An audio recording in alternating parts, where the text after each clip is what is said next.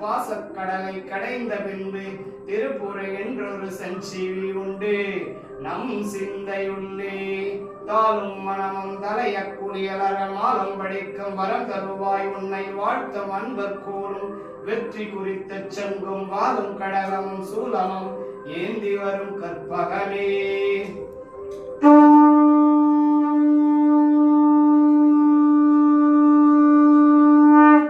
நாசப்படுவர் நலங்கப்படுவர் நமங்கையற்றால் வீசப்படுவர் வினையும் விடுவர் இம்மீதியோர் ஏசப்படுவர் இழுக்கப்படுவர் என் ஏழை நெஞ்சே